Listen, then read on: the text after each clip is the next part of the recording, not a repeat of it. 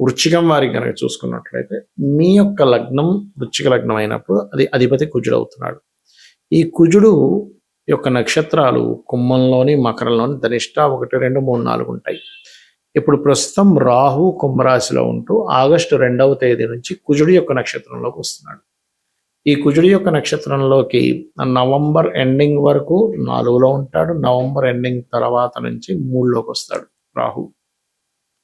మరి దీనివల్ల కలిగేటువంటి ఫలితాలు ఏమిటి, ఏ దేవత ఆరాధన చేయాలి, ఎటువంటి విషయాల పట్ల మీరు జాగ్రత్తగా ఉండాలి అనేటువంటి అంశాలు చెప్తుంది నేనైనప్పటికీ చెప్పిస్తుంది సాక్షాత్ లలిత అమ్మవారిగా భావిస్తూ ఆ లలితాంబిక అమ్మవారి యొక్క అనుగ్రహం మీకు పరిపూర్ణంగా కలగాలని మనస్ఫూర్తిగా కోరుకుంటూ, ఇక్కడ ఎప్పుడైతే మీకు ఈ కుజగ్రహం 4లో ఎంటర్ అవుతుందో, 4లో కుజగ్రహం మీదకి రాహు ఎంటర్ అవుతూ ఉంటాడు, మీకు లగ్నాధిపతి అవుతున్నాడు. కాబట్టి కొంచెం హెల్త్ విషయంలో ముఖ్యంగా బ్యాక్ పెయిన్స్ వస్తూ ఉంటాయి. మీ హెల్త్ విషయంలోని, మీ తల్లిగారి హెల్త్ విషయంలోని ఆగస్టు 2 నుంచి నవంబర్ ఎండింగ్ వరకు కేర్గా ఉండాలి. దాని తర్వాత 3లోకి వస్తాడు ఆ యొక్క రాహు. కాబట్టి 3లోకి వస్తున్నప్పుడు అన్నదమ్ములతోని, అక్క చెల్లెలతోని కొంచెం శత్రుత్వాలు ఉంటాయి, కాకపోతే పెరుగుతూ ఉంటాయి. స్పోర్ట్స్ రంగాల్లో ఉండేటువంటి వారికి చాలా బాగుంటుంది. ఆన్లైన్లో ఇంటర్వ్యూస్ ఇచ్చేటువంటి వారికి చక్కగా ఫలితాలు ఉంటాయి, అంటే తొందరగా సక్సెస్ అవుతారు ఆన్లైన్ ఇంటర్వ్యూస్ ఇచ్చేటువంటి వారికి. కాకపోతే ఏంటంటే కొంచెం 3వ భావంలోకి ఎప్పుడైతే మీకు నవంబర్ ఎండింగ్ నుంచి రాహు 3వ భావంలోకి వస్తున్నాడు, కొంచెం ఎవరితోనైనా మెయిల్ చేసేటప్పుడు, ఎవరికైనా ఏదైనా మాట్లాడేటప్పుడు, కమ్యూనికేషన్స్ చేసేటప్పుడు చాలా చాలా చాలా కేర్గా ఉండాలి. ఇక మరొక విషయం ఏంటంటే ఇక్కడ ఈ అప్పులు ఇవ్వడం తీసుకునే విషయంలో కూడా మీరు మధ్యవర్తిత్వంగా ఉంటున్నారు. ఎవరికైనా ఇప్పుడు మీ ఫ్రెండ్కి ఎవరికో అప్పు ఇప్పిస్తున్నారు, లేదంటే నేను సంతకం పెడతాను మధ్యలోకి వెళ్ళి ఉంటూ ఉంటారు. అటువంటి విషయాల పట్ల కూడా ఖచ్చితంగా జాగ్రత్త వహించాలి వృశ్చికం వారు. ఇక మీరు నిత్యము చేయవలసిన దేవతారాధన దక్షిణామూర్తి యొక్క ఆరాధన చేయండి. రావి చెట్టు చుట్టూ ప్రదక్షిణాలు చేసుకోండి. రాహు కేతు కుజగ్రహాల దగ్గర కూడా దీపారాధన చేయండి. అన్ని విధాలు బాగుంటుంది. మనకి జ్యోతిష్శాస్త్రంలో కాంబినేషన్స్ ఆఫ్ ప్లానెట్స్ అని ఉంటాయి, పర్మిటేషన్స్ అండ్ కాంబినేషన్స్ అంటూ ఉంటారు. అంటే 2 యోగించే గ్రహాలు, ఆ లగ్నానికి యోగించే గ్రహాలు 2 కలయిక వల్ల ఒక యోగం, ఆ లగ్నానికి అవయోగ గ్రహాల వల్ల యోగం, 2 శుభగ్రహాల వల్ల ఒక యోగము, లేదా 2 పాపగ్రహాల వల్ల ఒక యోగం ఏర్పడుతూ ఉంటుంది. అయితే ఇక్కడ మనం అర్థం చేసుకోవాల్సింది ఏంటంటే 2 పాపగ్రహాలు కలిశాయి, అది కనుక 3వ స్థానంలోనో 6వ స్థానంలోనో లాభస్థానంలోనో దశమ స్థానంలో కలిస్తే చాలా మంచి బలం, అంటే వాళ్ళు చాలా బాగా పోరాడగలుగుతారు. అలా కాకుండా శుభస్థానాల్లో కలిసాయి అంటే 2వ స్థానంలో కలిసింది అనుకోండి, ధనం వల్ల కుటుంబం వల్ల ఇబ్బంది. 4వ భావంలో కలిస్తే ఏదైనా ప్రాపర్టీస్ తీసుకునే విషయం పట్ల కాస్త జాగ్రత్తగా చూసుకోవాలి. అష్టమంలో అయితే యాక్సిడెంట్స్ ఇస్తూ ఉంటుంది, భాగ్యంలో అయితే తండ్రితోని గురువులతోని హయ్యర్ ఎడ్యుకేషన్ విషయంలో ఇబ్బంది ఇస్తూ ఉంటుంది. 12వ భావంలో కనుక 2 పాపగ్రహాలు కలిస్తే వివాహ సంబంధించిన, అంటే వివాహ జీవితం మీద ఎఫెక్ట్ చూపిస్తూ ఉంటుంది. అది మరి ఈ పాపగ్రహాల్లో ముఖ్యంగా సర్పదోషాన్ని ఇచ్చే గ్రహాలు, ఎందుకంటే రాహువు గనక కుజ నక్షత్రాల్లో ఉన్న కుజుడితో ఉన్న సర్పదోషము అంటూ ఉంటారు. మరి దీనికి ఏం చేయాలి? దీనికి మీరు చేయవలసింది ఏమిటి అంటే, ఇప్పుడు ఆశ్లేష బలి అంటూ ఉంటారు. ఆశ్లేష బలి చాలా మంది తెలియక ఏమనుకుంటారు, ఆశ్లేష నక్షత్రంలో పుడితే ఆశ్లేష బలి చేయాలనుకుంటారు. కాదు, సర్పదోషం ఏర్పడినప్పుడు ఆశ్లేష బలి చేయాలి, గుర్తుపెట్టుకోండి.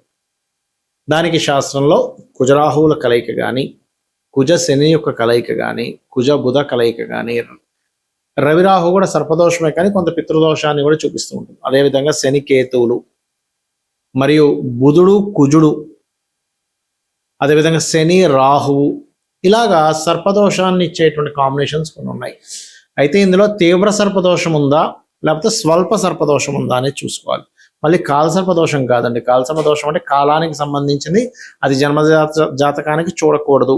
అన్ని గ్రహాలు మనకి ఒకవైపు అంటే పూర్తిగా రాహుకేతుల వైపు వచ్చేస్తే దాన్ని కాలసర్పదోషం అంటూ ఉంటారు. అందుకే చూడండి, మనకి ఇప్పుడు కాలసర్పదోషంలో ఉన్నందుకు, గురువు అతిచారంలో ఉన్నందుకు రకరకాల దేశాలకు యుద్ధాలు, గందరగోళాలు జరుగుతున్నాయి మనకి, రైట్. అయితే పర్సనల్ చార్ట్లో ఉండే సర్పదోషము ఏ రాసుల్లో ఉండి, శత్రుక్షేత్రాల్లో ఉంటే తీవ్రంగా ఉంటుంది, మిత్రక్షేత్రాల్లో ఉంటే అంత ప్రభావం ఉండదు. ఇది ఒక ఎత్తు. అయితే ఎంతసేపు సర్పదోషం ఉందనగానే భయపడ్డం కాదు, అసలు ఆ దోషం నిజంగానే మీకు పనిచేస్తుందా లేదా అనే విషయాన్ని తెలుసుకోగలగాలి. అంటే ఏమిటి, ఎలా తెలుసుకుంటాం అది? మీకు అసలు చిన్న ఎగ్జాంపుల్ చెప్తా చూడండి. ఒక ఒక ఊరికి ఒక సునామీ వచ్చింది, రైట్? ఆ సునామీ ఈయన పుట్టినప్పటి నుంచి 100 ఏళ్ల తర్వాత వస్తుందని ఆల్రెడీ ఫిక్స్ అయి ఉంది. ఈయన బ్రతకడం ఒక 90 ఏళ్ళు బ్రతికాడు ఒక మనిషి.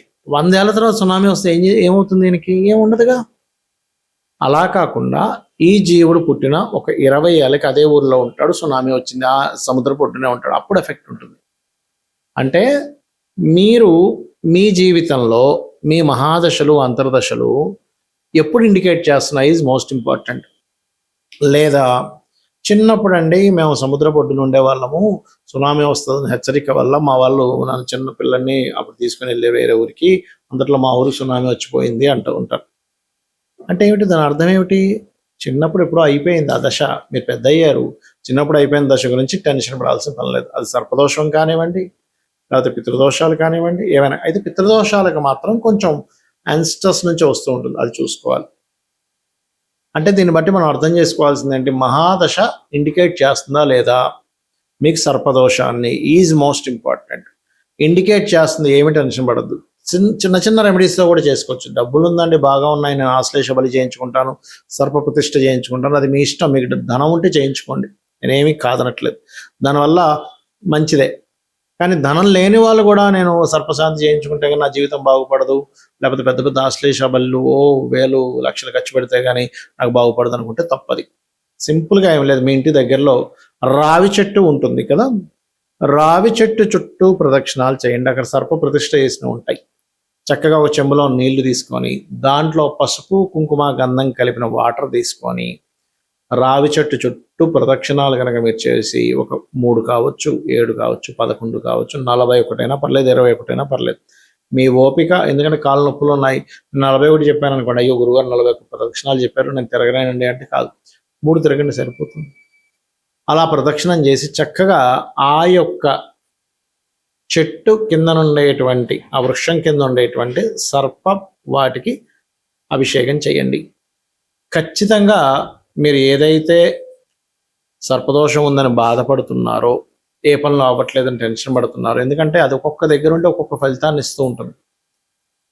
ఇప్పుడు ధనస్థానంలో ఇప్పుడు రాశిలో పడింది అనుకోండి సర్పదోషం, వాళ్ళకి విపరీతమైన కోపం, వాళ్ళు ఏం చేస్తుంటారో అర్థం కాదు, విపరీతమైన కోపాలు వచ్చేస్తుంటాయి వాళ్ళకి. అలా కాకుండా ధనస్థానంలోనూ కుటుంబ స్థానంలో అంటే కుటుంబంతో సరైన సపోర్ట్, కుటుంబ సపోర్ట్ వీళ్ళకి లేకపోవడం అలా వస్తూ ఉంటుంది. 3వ స్థానంలో సర్పదోషం ఏర్పడింది, అన్నదమ్ములు అక్క చెల్లెలతోనే గొడవలు వస్తూ ఉంటాయి. 4లో ఉంది ప్రాపర్టీస్ కొనడం వల్ల, వాహనాలు కొనడం వల్ల, లేదా 4, 8 కనెక్టివిటీలో వచ్చింది సర్పదోషం, అప్పుడు వాహన యాక్సిడెంట్స్ ఎక్కువ అవుతుంటాయి. సంతాన స్థానంలో ఒక సర్పదోషం వస్తే సంతానం ఆలస్యం అవ్వడం, కలగకపోవడం, కలిగినా సరే మిస్క్యారేజ్ అవ్వడం జరుగుతుంటుంది.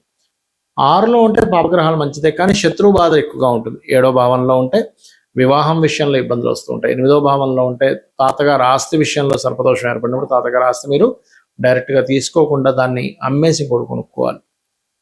అదేవిధంగా 8వ స్థానం కూడా is equal to accident prawns ఇచ్చేది. అదేవిధంగా అంటే లైఫ్లో సడన్ ఇన్సిడెంట్స్ ఎక్కువ జరుగుతాయి. భాగ్యస్థానం అయితే గురువులతోని తండ్రితోని సరైనటువంటి సఖ్యత ఉండదు. అదేవిధంగా మీకు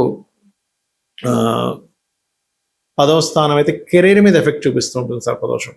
11వ స్థానం అయినట్లయితే అనేకమైన లాభాలు వస్తాయి ధైర్యంగా సాహసంగా చేయడం వల్ల. కానీ ఇక్కడ ఏమవుతుందంటే సర్పదోషం ఎప్పుడైతే ఏకాదశంలో ఉందో రావాల్సిన లాభాల విషయంలో కూడా ఎక్కువ కృషి చేయాల్సి వస్తూ ఉంటుంది. 12వ స్థానంలో సర్పదోషం ఏర్పడితే కనుక వివాహ జీవితం మీద దాని ఎఫెక్ట్ పడుతుంది, గుర్తుపెట్టుకోండి.